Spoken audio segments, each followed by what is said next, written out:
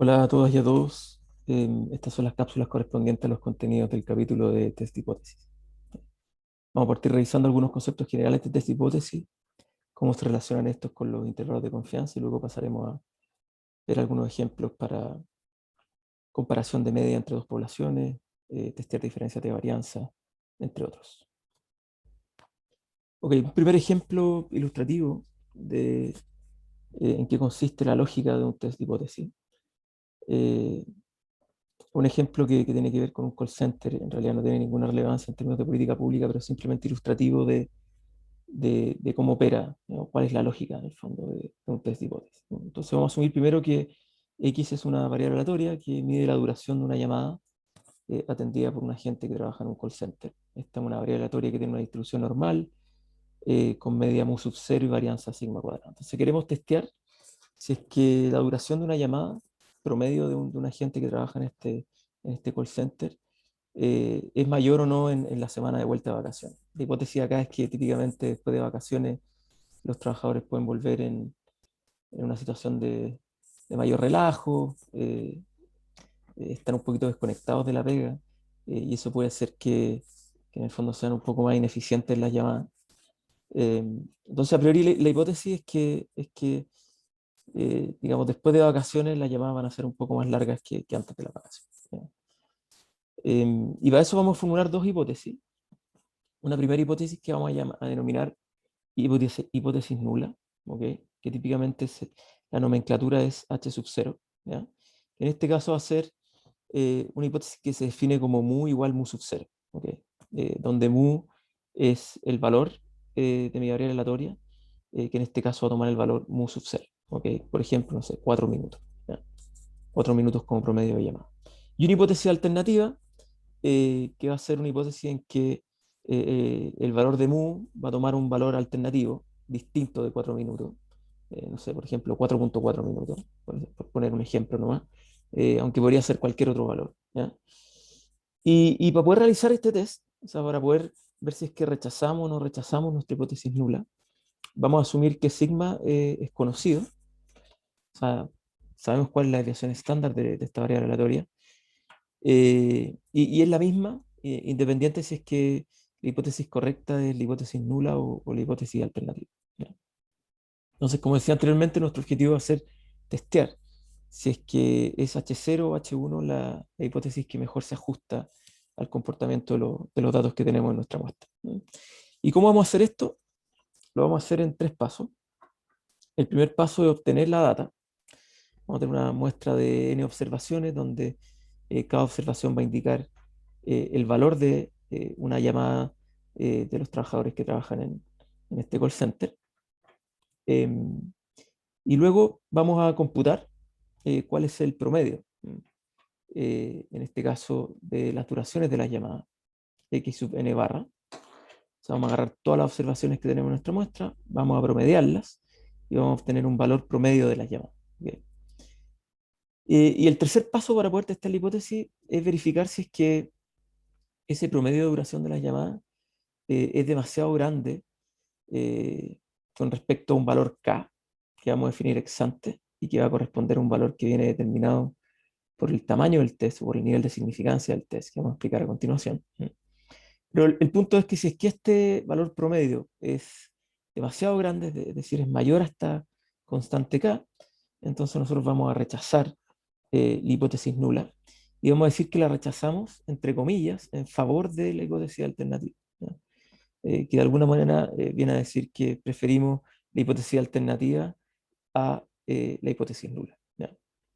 De lo contrario, no tenemos suficiente evidencia para afirmar que H sub 0 es falsa. Es decir, si es que el promedio de la duración de las llamadas es menor a nuestra constante K, es decir, no es demasiado grande, entonces no tenemos suficiente evidencia para rechazar nuestra hipótesis nula, es decir, para afirmar que esta es falsa, ¿ya? Ahora, una pregunta que uno podría hacerse, bueno, si es que no rechazamos la hipótesis nula, ¿significa que estamos aceptando la hipótesis nula? Es decir, si es que rechazamos la hipótesis alternativa, ¿significa que estamos aceptando la hipótesis nula? Y la respuesta es no. ¿Y por qué no? Porque al final del día, el test de significancia o el test de hipótesis solo nos va a permitir desacreditar una cierta hipótesis, pero no necesariamente confirmar la hipótesis alternativa, ¿ya? Eh, Básicamente, lo que nos permite el test de hipótesis es verificar si es que hay suficiente evidencia para estar más o menos seguro de que una determinada hipótesis podría ser correcta. Pero nunca termina de aceptarse completamente, ¿ya?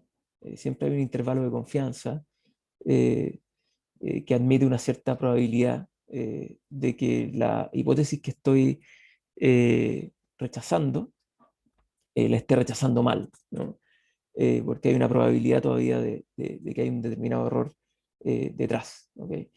Y eso es lo que vamos a ver a continuación. Típicamente cuando uno hace un test de hipótesis, se enfrenta a dos tipos de errores, ¿ya? Error tipo 1 y error tipo 2. Y lo que vemos en esta gráfica son dos distribuciones, ¿ok? La primera distribución está centrada en un valor, que en este caso es mu sub 0, y la segunda distribución, que es la distribución de la derecha, está centrada en otro valor que es el valor mu sub 1. ¿Ok? Entonces van a haber dos tipos de errores. Un primer tipo de error es encontrar valores K, valores, perdón, de mu, que son demasiado grandes, es decir, por sobre K, y que nos van a indicar entonces que tenemos que rechazar nuestra hipótesis nula de que mu es igual a mu sub 0. ¿Ya? Ahora, son valores demasiado grandes que están por sobre K, pero que sin embargo siguen perteneciendo a la distribución, a los valores de la distribución de mu sub 0. ¿Okay? Por lo tanto, eventualmente podríamos estar rechazando la hipótesis nula en circunstancias que el valor verdadero de mu sigue siendo mu sub 0. Y de hecho, esos valores siguen perteneciendo a la distribución de mu sub 0, los valores por sobre K. Entonces, cada vez que nosotros rechazamos la hipótesis nula, porque encontramos que el valor del test está por sobre K, pero sin embargo H sub 0, es decir, nuestra hipótesis nula, con un valor de mu sub 0 sigue siendo el valor verdadero, entonces estamos cometiendo un error tipo 1. Y eso formalmente se define de la siguiente forma. Error tipo 1, observamos que el promedio es mayor que K, sin embargo la distribución verdadera del estadístico es f del promedio condicional en H sub 0. ¿Cómo leemos esto? Significa que la distribución verdadera del estadístico es una distribución de un promedio donde el valor verdadero del promedio está determinado por H sub 0 y no por H sub 1. ¿Okay? Entonces, formalmente el error tipo 1 es la probabilidad de que el promedio, que es nuestro estadístico, ¿no?, sea mayor al valor K, que es nuestro valor crítico, condicional en que H sub 0 es la hipótesis verdadera. Es decir, es la probabilidad de rechazar la hipótesis nula en circunstancias que la hipótesis nula es la hipótesis verdadera. ¿Y cuál es el tamaño del error tipo 1? Bueno, viene dado por el área, ¿no?, que está a la derecha de esta línea vertical azul, que está determinada por K, ¿no?, y que termina de completar hacia la derecha lo que queda del área bajo la curva de la distribución de mu sub 0. ¿Okay? A eso le llamamos el área del error tipo 1. ¿Ya? Y en segundo lugar está el error tipo 2. El error tipo 2 tiene relación con la curva que se encuentra a la derecha. La curva que se encuentra a la derecha en este gráfico es la curva de distribución de valores condicional en que la hipótesis alternativa, es decir, H sub 1, es la verdadera, ¿no? Es decir, que el promedio, ¿no?, del estadístico del parámetro poblacional mu que estamos tratando de estimar, en realidad no es mu sub 0, sino que es mu sub 1. ¿Okay? Eso es lo que representa la distribución que está hacia el lado derecho. Es la distribución de nuestra hipótesis alternativa, ¿no? ¿Y qué es lo que es el error tipo 2? Bueno, el error tipo 2 tiene relación con no rechazar la hipótesis nula, es decir, obtener valores que son menores que K, ¿cierto? En circunstancias que la hipótesis verdadera no es la luna, sino que es la alternativa, es decir, donde H sub 1 es la hipótesis verdadera, ¿ya? Y eso se puede definir formalmente de la siguiente forma. Primero observamos que el promedio es menor acá, es decir, se encuentra a la izquierda de la barra azul, ¿cierto? Sin embargo, la distribución verdadera del estadístico es la distribución de la hipótesis alternativa. En consecuencia, vamos a decir que el error tipo 2 es la probabilidad de no rechazar H sub 0, es decir, valores del estadístico promedio menores acá, en circunstancias que la hipótesis alternativa es la verdadera. Y eso viene dado por el área 2 del gráfico anterior. El tamaño del error tipo 2 es el área que cubre, que se encuentra por debajo de la curva de la hipótesis alternativa y que está a la izquierda del valor crítico K. Así es como definimos el tamaño del error tipo 2. Entonces, cada vez que uno va a testear una hipótesis, uno se va a enfrentar a estos dos posibles tipos de error tipo 1 y error tipo 2. Y una manera sencilla de poder identificar cuál de los dos tipos de error yo estoy cometiendo es dibujar esta tablita que les sugiero dibujen en sus cuadernos o en sus notas, donde en las columnas tenemos el estado de la naturaleza, es decir, la verdad o la hipótesis verdadera, la que se va a cumplir, ¿no? Donde tenemos h sub 0 y h sub 1, y en cada una de las filas tenemos la decisión que tomamos, ¿ok? Si aceptar H0 o aceptar H1, o dicho de otra manera, si es que no rechazar H sub 0 o no rechazar H sub 1. Entonces, la primera decisión, si es que no rechazamos H sub 0, y de hecho H sub 0 es la verdad, es decir, el parámetro poblacional en términos promedios se acerca al valor que me indica la hipótesis nula, entonces estamos en una situación cierta, ¿cierto? Estamos ok. Pero si es que yo no rechazo la hipótesis nula y sin embargo la hipótesis verdadera es la hipótesis alternativa, entonces yo voy a estar cometiendo el error tipo 2. ¿Okay? Ahora bien, eh, si es que yo no rechazo H sub 1, es decir, rechazo H sub 0, básicamente, y sin embargo H sub 0 es la hipótesis verdadera, entonces yo voy a estar cometiendo el error tipo 1.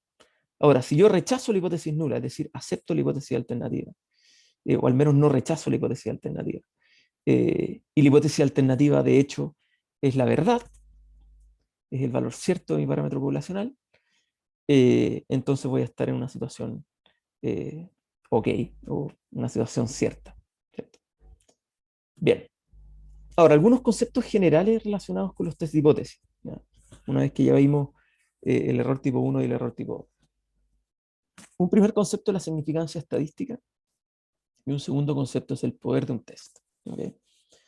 Lo primero es determinar qué es lo que es la significancia estadística. La significancia estadística en términos formales se define como la probabilidad de cometer el error tipo 1, ¿ya? Que típicamente denominamos como alfa. ¿Okay? O sea, alfa vendría a ser el valor de la densidad que está debajo de la curva, de nuestra curva de distribución de la hipótesis nula. Es decir, la probabilidad de observar valores mayor acá. Eso es alfa. Eso es la probabilidad de cometer el error tipo 1, ¿cierto? Ahora, ¿qué es lo que es el poder de un test?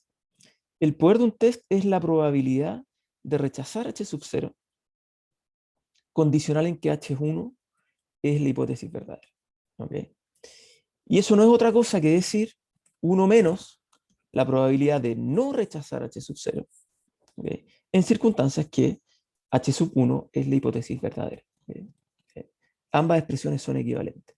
Y esta segunda expresión de acá corresponde precisamente al error tipo 2. Nuestra definición del error tipo 2 es la probabilidad de no rechazar H sub 0 condicional en que H1 es verdadero. Entonces vamos a decir que que la significancia estadística del test es la probabilidad de cometer el error tipo 1, es decir, alfa. Y el poder de un test es 1 menos la probabilidad de cometer el error tipo 2. ¿Okay? Que típicamente la nomenclatura para definir el error tipo 2 se denomina beta. ¿Okay? Entonces, dos conceptos importantes, significancia estadística por un lado y poder de un test por otro. ¿Okay? Ahora, típicamente uno quiere tener, ojalá, una muestra que nos permita tener un alto poder estadístico. ¿Ya? O sea que ojalá 1 menos beta sea lo más grande posible, es decir, que ojalá beta sea lo más pequeño posible. ¿ya? Que existe una baja probabilidad de no rechazar H sub 0 en circunstancias que H sub 1 es verdadera, ¿ya? Una baja probabilidad de tener que cometer el error tipo. Ese es como el escenario ideal. Y lo que vamos a ver más adelante es que el poder estadístico de un test va a estar fuertemente determinado por la cantidad de observaciones que tenga mi muestra, ¿ya? Pero no me quiero adelantar, quiero simplemente eh, darle algunas nociones de eh, por qué es importante este tipo de concepto, ¿ya? El concepto del poder de un test. Finalmente hay otro concepto importante, o digamos tres conceptos adicionales importantes. Uno es el estadístico del test. No sé si recuerdan cuando vimos el teorema del límite central, lo que definíamos en el teorema del límite central era que eh, este estadístico que ustedes ven acá, que es la media menos el valor de la media poblacional, partido por sigma partido por raíz de n, nosotros sabemos que ese estadístico se distribuye normal con media muy varianza sigma cuadrada, ¿cierto? Eso lo sabemos por el teorema de el límite central. Entonces, típicamente, cuando nosotros tengamos una muestra a nuestra disposición, vamos a querer usar el teorema del límite central para poder testear si es que los valores de ese test superan o no superan valores críticos. Y esa va a ser la principal herramienta que nosotros vamos a utilizar para poder, para poder rechazar o no rechazar nuestra hipótesis nula. ¿Okay? Entonces, el test estadístico, perdón, el estadístico del test, que típicamente tiene esta nomenclatura T de X, va a ser definido como el estadístico que define el teorema del límite central, es decir, nuestro estadístico, que en este caso es el promedio, menos nuestra hipótesis nula, es decir, lo que nosotros creemos que va a tener como valor el parámetro poblacional que queremos estudiar, partido por sigma dividido por raíz de n. ¿Okay? Finalmente vamos a decir que la región del rechazo de nuestra distribución, o la región crítica, van a ser todos los valores de nuestro estadístico promedio, x sub n, o todos los valores que suma el estadístico t de x, que nos van a permitir rechazar nuestra hipótesis nula. Esto típicamente se puede expresar de dos maneras, ya sea el promedio mayor a un nivel determinado, definido por k, o que el estadístico t de x tenga un valor mayor a un definido valor crítico c. ¿Okay? Típicamente ese valor crítico c está definido por la tabla estadística que estamos usando para poder contrastar el test, ¿no? Poder contrastar este estadístico del test de hipótesis. ¿Okay? Por ejemplo, en una tabla normal estándar este valor es 1.96, en una tabla test-student con un nivel de observaciones importante, mayor a 120, entiendo, ese valor crítico también es 1.96. Para valores menores a 120, en una tabla test-student ese valor para un 95% de confianza siempre, es menor a 1.96, no sé, 1.90. Hay que mirar la tabla. Pero típicamente ese valor C viene determinado por la tabla sobre la cual estamos asumiendo que es la distribución del test. ¿Okay? Ya sea una tabla normal estándar, una tabla test-student, una tabla F, y durante el auxiliar seguramente vamos a poder revisar algunos ejemplos concretos de cómo obtener ese valor. ¿Okay? Entonces la región del rechazo está determinada por todos aquellos valores del test que se encuentran por sobre ese valor crítico. Y otro concepto importante es la distribución de la nula. Esto es algo que ustedes van a escuchar a menudo en estadística, que es la distribución de este estadístico cuando la hipótesis nula es la verdadera. ¿Okay? Básicamente, esta curva que ustedes ven acá. La distribución de la nula es la distribución de la hipótesis nula. Se le llama distribución de la nula simplemente para eh, eh, simplificar el lenguaje. ¿Okay? Ahora, la distribución de la nula va a ser súper útil para poder calcular cuál es el nivel de significancia que tiene el test. ¿Okay? Entonces, primero, nosotros definimos la probabilidad de cometer el error tipo 1 como la probabilidad de que el promedio, que nuestro estadístico, sea mayor a este valor k, condicional en que, es decir, en circunstancias que la hipótesis nula es la correcta. ¿Cierto? Ahora, si yo estandarizo esta expresión de acá, es decir, le resto la media poblacional, o el parámetro poblacional de mi hipótesis nula, y la divido por sigma partido por raíz de n, y aplico esa fórmula para ambos lados, lo que puedo hacer es transformar esta expresión, una expresión equivalente a 1 menos la distribución acumulada, es decir, 1 menos la probabilidad de observar valores de este estadístico que sean menores eh, o iguales a el valor crítico K, estandarizado. Y esa es una manera alternativa de definir la probabilidad de cometer el error tipo 1. La probabilidad de cometer el error tipo 1 se define como 1 menos la probabilidad de observar valores que sean menores al valor crítico estandarizado según Mingula. Y también podemos calcular la distribución de nuestro test cuando H sub 1 es la hipótesis verdadera. Eso es básicamente la probabilidad de cometer el error tipo 2. ¿No? Y la probabilidad de cometer el error tipo 2, como ya sabemos, es la probabilidad de que X promedio, ¿no?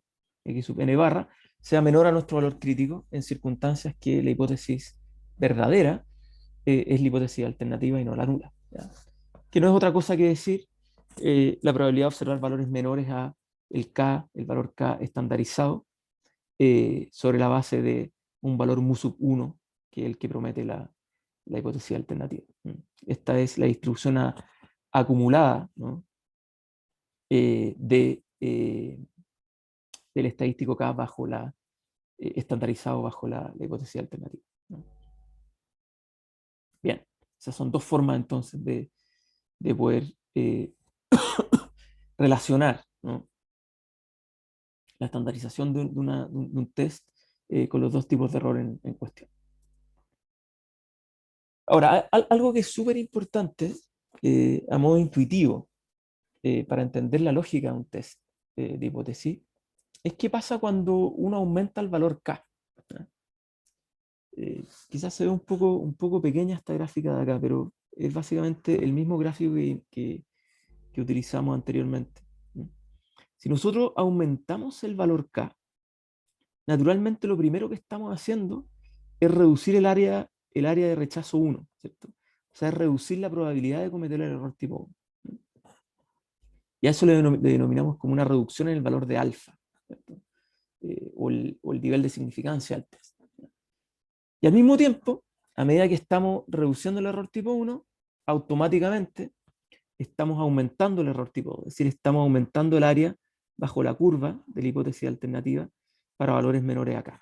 ¿Cierto? O sea, yo corro acá a la derecha y aumento esa área inmediatamente. Entonces, es imposible a priori, ¿no?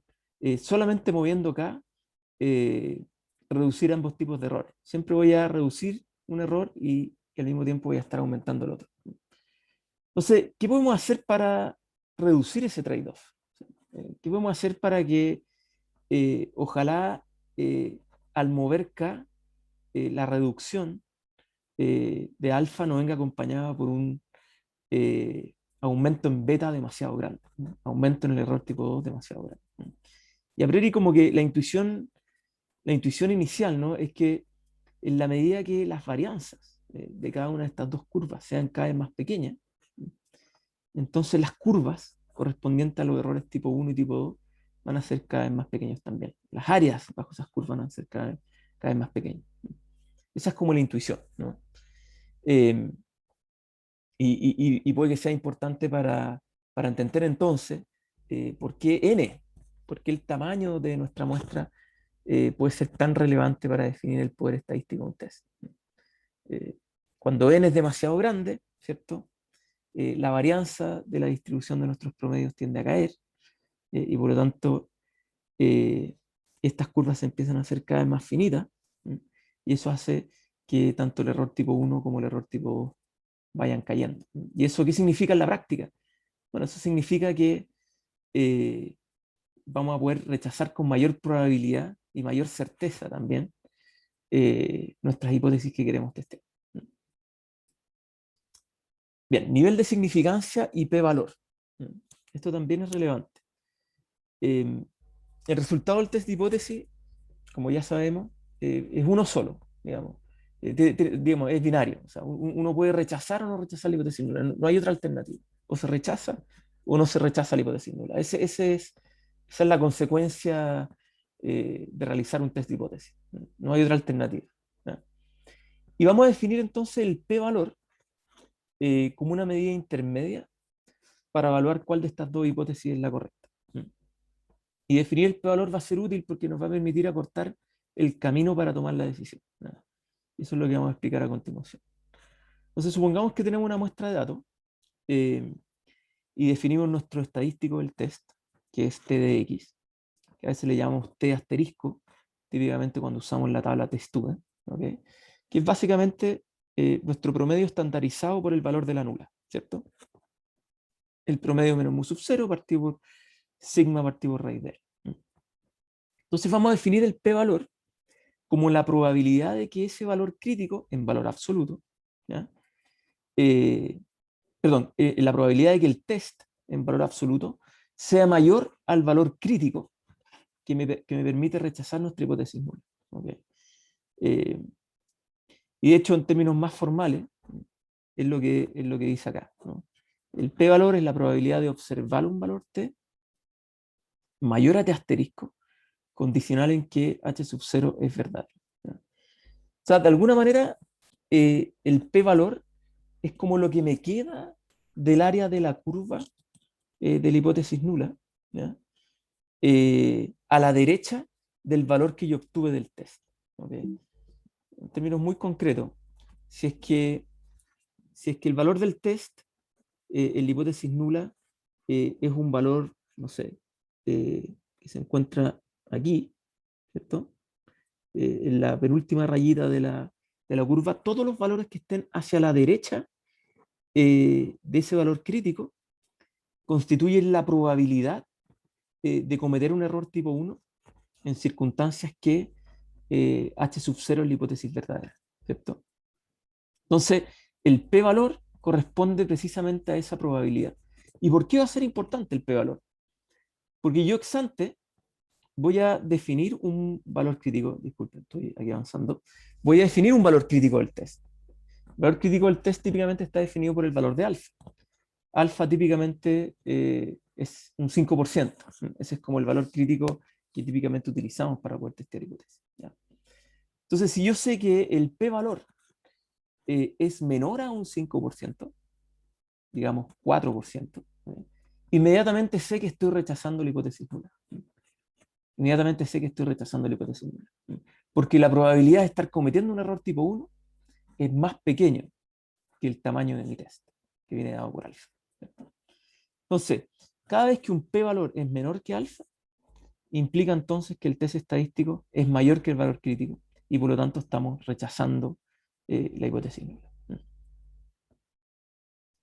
Entonces, de alguna manera, el valor P es el mínimo nivel de significancia que, condicional en el tamaño de nuestra muestra, nos llevaría a rechazar la hipótesis. Esa es como una definición alternativa de lo que entendemos por este valor. Y va a ser súper fácil, entonces, cada vez que veremos una tabla donde tenemos el valor del estadístico, donde típicamente viene un intervalo de confianza, donde viene un valor crítico T, y además viene un p-valor, esto es algo que ustedes van a ver en la auxiliar, en vez de mirar el intervalo de confianza, mirar el valor crítico T, uno va directo al p-valor. Y si el p-valor es menor al tamaño del test, ¿sí o no? ¿Menor a 0.05? Sí, es menor a 0.05. Ah, perfecto, entonces rechazamos el test. ¿No es menor a 0.05? Ah, entonces no hay evidencia suficiente para rechazar la hipótesis nula. Entonces, una manera, es un atajo de alguna manera, que uno típicamente utiliza para poder evaluar un test. Ahora, hay cuatro pasos que van a ser claves para usar el p-valor. Primero es definir la hipótesis nula y la hipótesis alternativa, es como construir tu test, ¿cierto? Después, asumiendo que la hipótesis nula es la verdadera, hay que construir el test estadístico T, que en este caso de nuevo es el estadístico, el valor del estadístico promedio, menos el valor de la hipótesis nula poblacional, partido por sigma partido por raíz de n. Esa es la estandarización, es lo que denominamos la estandarización de nuestro estadístico bajo la hipótesis nula. ¿Ya? Y dado que conocemos la distribución de T, de una T-student o una normal estándar, puede ser cualquiera de esas dos, entonces lo que vamos a hacer es calcular el p-valor, es decir, calcular la probabilidad de que este valor del test estadístico sea mayor al valor crítico T, condicional en que H sub 0 es la hipótesis verdadera. Siendo T asterisco el valor crítico T para el cual rechazaríamos la hipótesis nula. ¿Y cuál es ese valor crítico t? Bueno, el valor crítico que viene definido por la combinación del tamaño de mi muestra y el nivel de significancia o el tamaño del test estadístico que yo quiero explorar. Típicamente usamos el 5%. Ahora pueden haber estadísticos más exigentes, como el 1%, o estadísticos menos exigentes, como el 10%. Típicamente uno se mueve entre esos tres valores, 10, 5% y 1%. Ahora, el más convencional de todo es utilizar un alfa igual a 0.05 que corresponde al 5%. O sea, típicamente vamos a querer rechazar la hipótesis nula cuando el test T de X, ¿cierto?, es mayor a un valor crítico que está definido por un tamaño del test que es equivalente al 5%. ¿Ya? Esa es la manera, digamos, más convencional de definir un test estadístico. Entonces, finalmente lo que vamos a hacer es comparar el valor del p-valor con el valor de alfa. Y de nuevo, si es que el p-valor es menor o igual a ese alfa, entonces vamos a rechazar la hipótesis nula en favor de la hipótesis alternativa. En cambio, si es que ese p-valor es mayor al tamaño del test, entonces no vamos a rechazar la hipótesis nula. ¿Ya? Y esto naturalmente va a ser importante porque eh, nos va a permitir, en fondo, poder decidir cuál de estas dos alternativas, si la nula o la alternativa, es el escenario con mayor probabilidad correcto del estado de la naturaleza. Bien, este es un ejemplo concreto eh, para poder ilustrar cómo funciona la lógica del test. Es un ejemplo absolutamente irrelevante en términos de políticas públicas, simplemente para ilustrar la lógica del test. Asumamos en un principio que tenemos un mazo de 52 cartas y una persona saca 20 cartas aleatoriamente, ¿ya?, con reemplazo. Y en cada carta que se saca, esta persona trata de adivinar la pinta de la carta. Hay 4 pintas posibles, ¿cierto? Y trata de achuntarle si es que eh, la carta es de alguna de esas 4 pintas. Y vamos a definir entonces una variable aleatoria que supí, que es un indicador de si la pinta de la carta es correctamente adivinada. ¿Sí? O sea, si yo creo que es Caro y dije Caro, diamante, y la carta efectivamente es diamante, esta variable va a tomar el valor 1, ¿cierto? Pero si en verdad era trébol o era corazones, entonces va a tomar el valor igual a 0. O era pic, va a tomar el valor igual a 0. Entonces, el test que voy a construir es la suma, ¿no? Mi t de x1 hasta x20, que son mi número de observaciones, va a ser la suma de estos indicadores. Si la chunté las 20 veces, entonces ese indicador va a ser igual a 20. Si la chunté solamente 10 veces, va a ser igual a 10, y así sucesivamente. Es simplemente la suma de variables aleatorias que son binarias, es decir, que pueden tomar el valor 1 si es que la chunté y 0 si es que no. Y nuestra hipótesis nula va a ser que la persona no tiene poderes extrasensoriales. Y la hipótesis alternativa, naturalmente, entonces tiene que ser que la persona sí tiene poderes extrasensoriales. Ahora, nótese que la naturaleza de la distribución de esta población de cartas, cada vez que yo saco una carta, estoy en el fondo construyendo una variable aleatoria que en origen es una Bernoulli, ¿cierto? Proviene de una distribución Bernoulli. Es un éxito o un fracaso, ¿cierto? Y yo sé que la suma de una secuencia de variables aleatorias Bernoulli se distribuye como una binomial, ¿no? Entonces, de hecho, este ejercicio completo podría resumirse como una binomial con 20 observaciones y con una probabilidad de éxito equivalente a un cuarto. O sea, tengo 4 pintas posibles para cada carta, la probabilidad de éxito es 1/4. ¿Cierto? Entonces, yo puedo utilizar esa información respecto de que sí conozco eh, la distribución poblacional de la cual provienen mis observaciones para construir el p-valor. De hecho, yo sé que si es que la persona logra adivinar 9 cartas, o sea, la suma de mis indicadores 1, 0, x sub i es igual a 9, entonces el p-valor es la probabilidad de que una binomial con 20 observaciones y con una probabilidad de éxito de un cuarto sea mayor o igual a 9. Y eso de hecho es 0.041. Por lo tanto, lo que yo puedo concluir es que si yo saco 9 cartas, al menos puedo rechazar, o sea, 9 cartas exitosas, ¿cierto? Al menos yo podría rechazar que esta persona no tiene poderes sensoriales al 5%, ¿cierto? Porque mi p-valor es un p-valor menor a 0.05. Sin embargo, no podríamos rechazar nuestra hipótesis nula al 1%, porque en ese caso el p-valor tendría que ser menor a 0.01, menor a 0.001. Bien. Ahora, ¿qué pasa si es que en verdad adiviné 10 cartas? Bueno, si adiviné 10 cartas, el p-valor es 1.3. Todavía no soy capaz de rechazar el test al 1%. Pero si saco 11 cartas, yo sé que el p-valor es igual a 0.4%. Y en efecto eso es menor al 1%, y entonces puedo rechazar la hipótesis nula con un 1% de nivel de significancia, es decir, con un alfa igual a 1%. Bien, ahora algo que es importante es que en este test en particular, la hipótesis alternativa solamente se va a rechazar en la medida que el tamaño, eh, el tamaño de mi K, ¿no?, sea lo suficientemente grande, ¿no? En este caso mi K era 9, ¿cierto? Para este ejemplo. 9, 10, 11, dependiendo del tamaño del test que estoy asumiendo, ¿cierto? Eh, pero siempre sube, ¿no? Siempre a medida que sube ese K, entonces voy a estar rechazando la hipótesis nula. A esos test nosotros les denominamos test de una cola, ¿ya?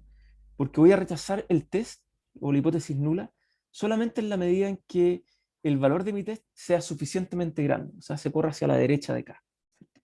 Ahora, hay test que uno también podría denominar test de dos colas, ¿ya?, que es cuando los valores de K en valor absoluto, perdón, los valores del test en valor absoluto son más grandes que K. Es decir, pueden ser valores demasiado a la derecha de K o valores demasiado a la izquierda de K en una distribución centrada en cero. Entonces, vamos a considerar eh, la construcción de un test de hipótesis donde la hipótesis alternativa es cualquier valor distinto al valor que yo asumo en la hipótesis nula. Es decir, si es que en la hipótesis nula yo asumo que θ igual a θ sub 0, la hipótesis alternativa es cualquier valor de θ que sea distinto de θ sub 0. Entonces, algunos conceptos clave para poder jugar con esta composición de test.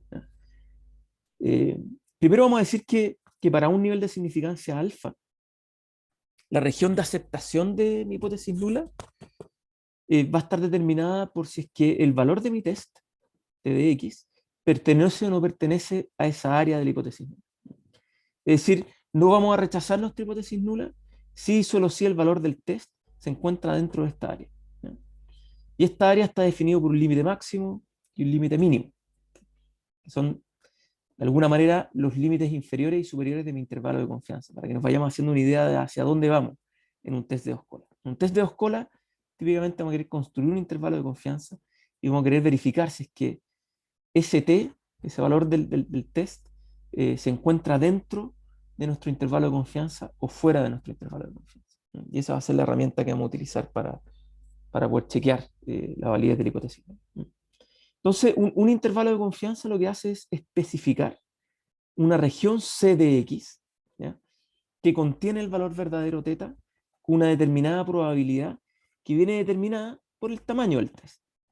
O sea, si es que alfa es igual a 0.05, es decir, un 5%, entonces el tamaño o la región que contiene el valor verdadero θ, en este caso, tendría una probabilidad de un 95%. ¿Ya? Esa es la construcción del intervalo. Entonces, dependiendo del valor de alfa, va a depender del nivel de confianza del intervalo. Entonces, ahí es como uno asocia el tamaño de un test estadístico con el tamaño del intervalo de confianza, ¿ya? Y siempre a la inversa. Si el tamaño del test es muy pequeño, ¿ya?, si el tamaño de alfa es 0.001, entonces el tamaño de mi intervalo de confianza es muy grande, es un 99%. Si es que el tamaño de alfa es un 5%, entonces el tamaño del intervalo de confianza es un poco más pequeño, es un 95%. Si es que alfa es igual a 0.1, es decir, un 10%, entonces el tamaño de mi intervalo de confianza es cada vez más pequeño. Entonces, dependiendo del tamaño del test, voy a poder determinar cuán grande es o cuán probable es observar el valor verdadero dentro de mi intervalo de confianza. Ahora, dado un intervalo de confianza para θ, vamos a poder entonces construir una región de aceptación condicional en un nivel de significancia alfa, ¿ya? Y vamos a definir A de θ sub 0, ¿no?, el área que acepta valores bajo la hipótesis nula de θ igual a θ sub 0, ¿no?, son todos los valores de X tal que θ sub 0 efectivamente es parte de los valores que contienen este intervalo de confianza, ¿ya? O esta área que contiene el valor θ, ¿no? Entonces vamos a decir que el nivel de significancia, alfa, equivale a la probabilidad de que el valor de nuestro test, X, no pertenezca a esta área. Es decir, que el valor de nuestra hipótesis nula no pertenezca al intervalo de confianza, siempre condicional en que nuestra hipótesis nula es la hipótesis verdadera. ¿Okay? Entonces, si es que yo encuentro que H sub 0, perdón, si es que yo tengo un valor de alfa, ¿no? Que es suficientemente pequeño, ¿no? Entonces la probabilidad, ¿no?, de que θ sub 0 no se encuentre dentro del intervalo de confianza va a ser cada vez más pequeña, ¿no? Eh, Mientras más pequeño es el valor del test, más grande es mi intervalo de confianza. Mientras más grande es mi intervalo de confianza, más probable es que el intervalo de confianza sí contenga el valor de θ sub 0.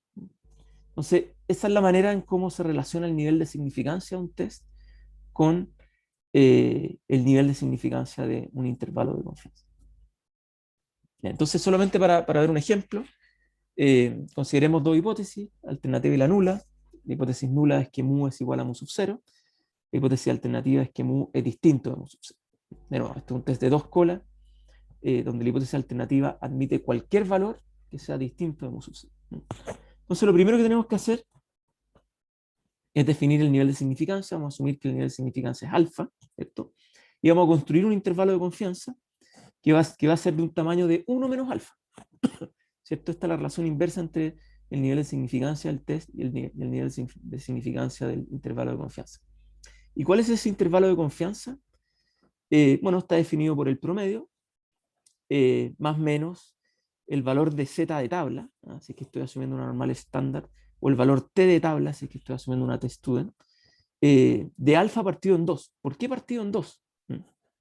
Porque estoy asumiendo que yo puedo rechazar el test ya sea con valores hacia la derecha de la nula o con valores hacia la izquierda de la nula. Por eso que está dividido en 2. Y multiplicado por signo negativo raíz de n, que es típicamente el factor de ajuste para construir el intervalo de confianza. Esto naturalmente proviene de la descomposición del teorema del límite central. Entonces nosotros vamos a rechazar la nula si es que el intervalo de confianza no contiene el valor mu sub 0. Es decir, si es que con un 95, por ejemplo, si es que alfa es igual a 0.005, entonces, y mi intervalo de confianza no contiene el valor mu sub 0, entonces con un 95% de probabilidad yo puedo decir que la hipótesis nula no es correcta. Es decir, yo puedo rechazar la hipótesis nula. Cada vez que el parámetro poblacional en la nula se encuentre fuera del intervalo de confianza que yo estimo, con cierta probabilidad entonces voy a rechazar la hipótesis nula. Y este último mensaje es súper importante. O sea, siempre estamos construyendo este intervalo de confianza porque estamos asumiendo que para rechazar el test yo puedo encontrar valores que sean ya sea excesivamente a la derecha de mi nula o excesivamente a la izquierda de mi nula. Es decir, es un test de dos colas. Bien, en la siguiente cápsula vamos a ver algunos ejemplos de cómo usar los test de hipótesis para comparar las medidas de dos poblaciones.